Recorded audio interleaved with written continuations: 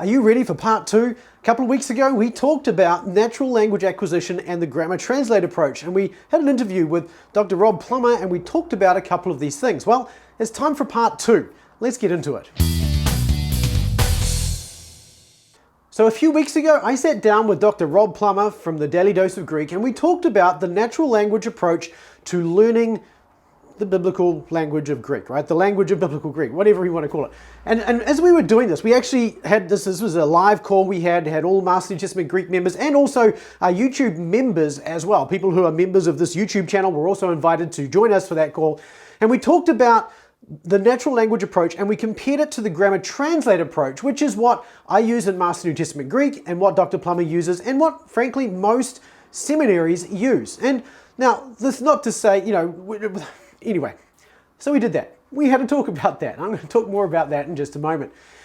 One of the things that I did a couple of weeks ago then is I took that and I turned it into a short video where I just highlighted a couple of key points from that conversation we had. And I wanted to finish the conversation off with a part two today. And so that's what this is. Today, we're going to look at really two core questions really around the natural language approach compared to the grammar translate method, and talk about them. Now, there is a lot of FUD, and I think on both sides of this discussion, there are things in grammar translate that are not as good as perhaps are in the natural language acquisition approach, and there are some straw men that I hear natural language proponents erect so that they can set them on fire and watch them burn and then laugh at them while they do burn.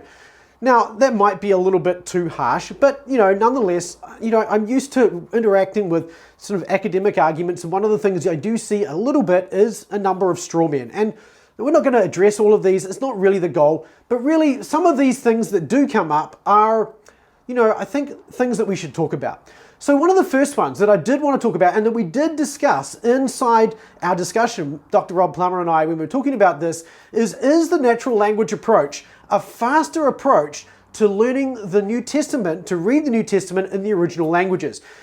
The answer to that is not necessarily a quick yes or no. One of the things you often hear is that it's faster using the natural language approach to be able to read than it is using the grammar translate method. And I'm just not convinced that's true. I think this... It's faster at reading your exercises that you're given by the people who are teaching that, right? Which very selectively gives vocabulary that you've only learned. Right, and that maps pretty well to pretty much any beginning Greek grammar under the grammar translate method. It's going to give you exercises, again, using the same principle that you can read and learn, right? I think the key difference is it's not so much that one is faster than the other, but that they have just simply different endpoints. One understands fluency as having an active knowledge of the language, being able to construct conversation, not just sentences, but whole conversations in Greek. The other is really more about reading for the purpose of exegesis, which is a different endpoint. And I don't think that first phase, because the first phase for the natural language process is learning to speak, and then you learn to read as you go. The first phase for the GTM approach is learning the grammar and learning to read as you go, or learning to translate as you go, perhaps. But at the end of it, both methods, I think, get you to that point of being able to read. One will give you better knowledge of the, more active knowledge of the language and the ability to communicate actively in it as well. The other one will not. And then I think we run into a big distinction between them, and that is that with the grammar translate method, we're going to keep going into exegesis. And this is where I think the difference is. Because with the grammar translate method, we're learning the grammar first, which means we can just continue to deepen that as we go into exegesis. Whereas with the natural language approach, they now have to go back to square one, ground zero, to learn the grammar so that they can actually start to read and use some of those exegetical commentaries. Do you think I'm on the right track there? Yeah, I think that's a good insight. That's a good comparison. Probably varies a little bit depending on the person teaching you. Someone teaching a more communicative or natural language approach could incorporate grammar throughout, or they could just put that on the back burner.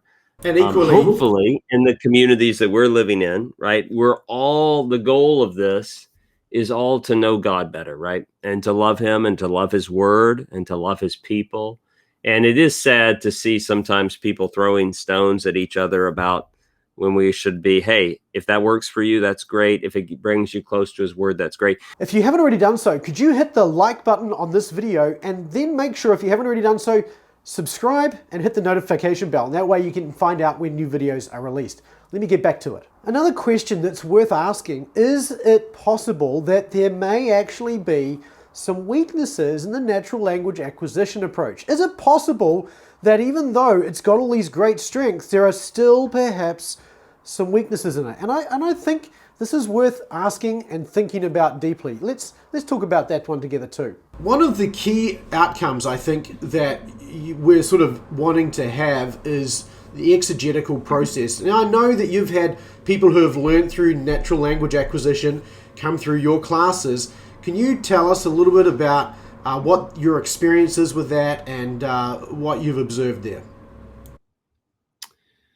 Yeah, I don't know that I've had that many that have, to be frank. So I don't think I've seen enough. I can think of only really one student who extensively had worked in the communicative language method. Well, and I can think of another one that played around with it on the side more. So yeah, maybe two or three, but I haven't really seen enough. It seems to me that most of the students that I know have learned in a more traditional grammatical way, and then they encounter the living language and they enjoy the way that it helps the language to be more on the tip of their tongue in terms of why their brain, their neural synapses are sort of firing both ways in recognizing and reading the language a little bit more intuitively. And that, I think that's great. I'm all for that. And I've shared elsewhere and probably said to you, I had the joy of studying Latin with a colleague of mine who taught in a communicative way and really loved it. It was a lot of fun. We actually had lunch today, and he was sharing with me that he's had to modify his system, though, because he's not able to get through really what the essential grammatical concepts when he goes all in on the. He's ending up in more of a hybrid place in the end. He got his PhD at Harvard in classics, so he knows what he's talking about, right? And he learned in a very traditional way, but he has a lot of fun experimenting with the communicative. And as I said in a year of his class doing communicative, and I found it really in Latin. And I really loved it. It was fun. It was fun. We talked to each other in Latin in the hall or text in Latin sometimes. I mean, for me, simple things. But it is true that I saw grammatically I was weak because of that in terms of actually knowing forms and labeling them or that sort of thing. Yeah, and I think if your outcome is not to do exegesis, that's not really such a big deal. But if your goal is to be able to interact with an exegetical commentary, to be able to maybe write at a higher level, and even to understand, I think, and to be able to then assimilate the arguments and be able to present them back, you're at a bit of a disadvantage. And I think there's another disadvantage as well, and that is if you do want to go back and do that, you've kind of, if you've built up a high level of fluency from an active point of view using the natural language approach, and you can read really well and you can speak it and have conversations in Greek, but then you can't determine the difference between a genitive and a dative, or explain what the two are doing differently, you're really starting from zero.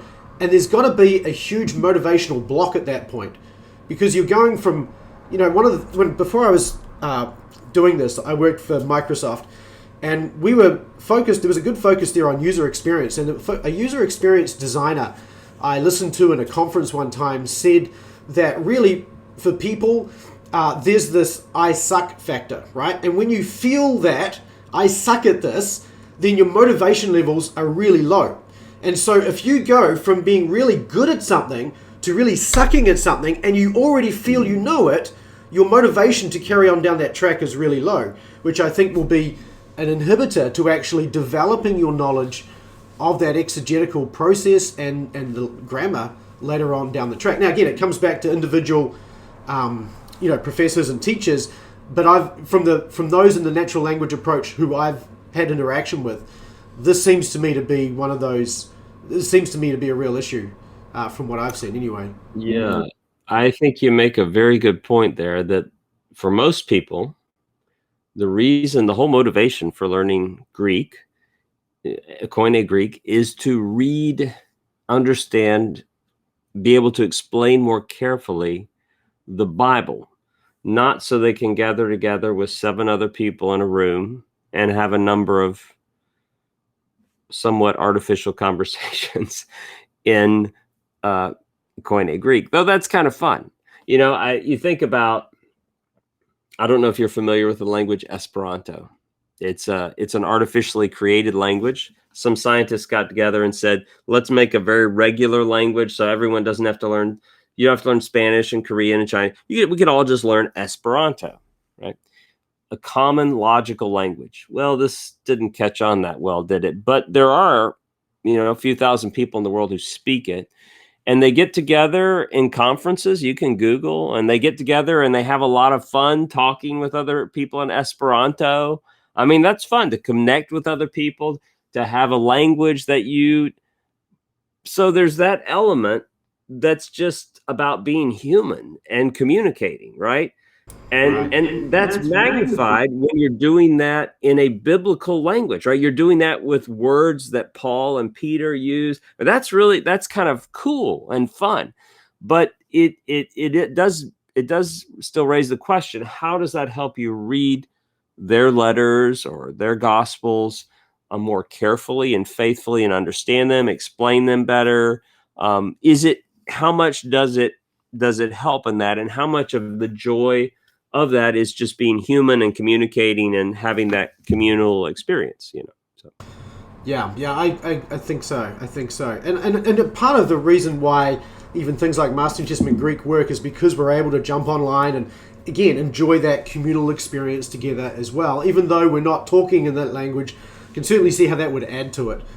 Now, there are some advantages to the natural language acquisition approach, and the nice thing about it is that from a grammar translate method point of view, we don't have to, just argue that those are pointless. We can actually take those insights and the things that they are challenging the grammar translate method with, and we can adopt those into the grammar translate method.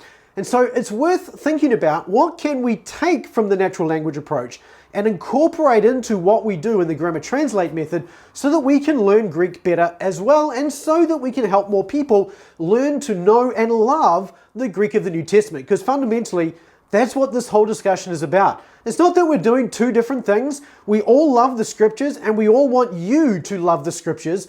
And so we're just working at this, trying to help different people, I think, different people who have different personality traits to one another, learn the Greek in a way that makes most sense to them. So let's talk about what we can learn as grammar translate teachers and apply, and also as students as well, and apply to our learning. How would you encourage people to use the natural language approach to complement what we're doing in GTM? As a student, I'm thinking here, we've got a whole bunch of 30-ish students sort of connected in here.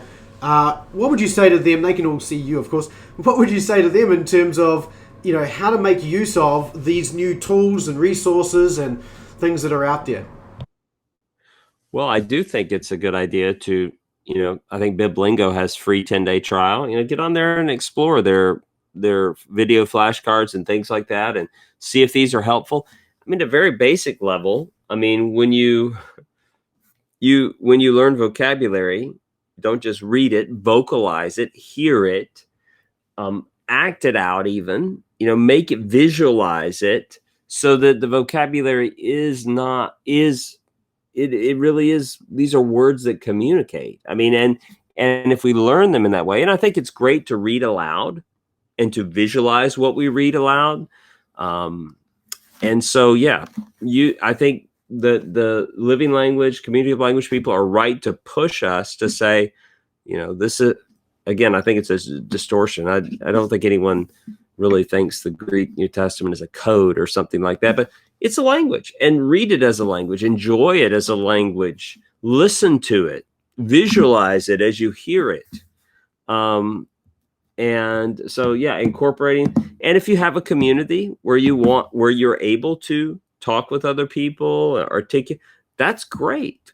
I think, again, if I went home and I tried to do this with my wife and 3 teenage daughters, I think they might vote me into the garage. I don't think I'm going to be able to do the communicative language. Now, I have a few friends that I probably would do that, but I don't know how well that would work for my family life if I had to go away every evening to practice speaking Greek with them. But if you, yeah, I mean, if you have that, some people, great, that's great. I would say too, if you've got young kids, this is a great exercise, just a great way of spending time with them, or grandchildren for that matter. Just, teach them a few words, and use that as an opportunity just to sort of go back and forth with them. It can be fun. It doesn't have to be burdensome.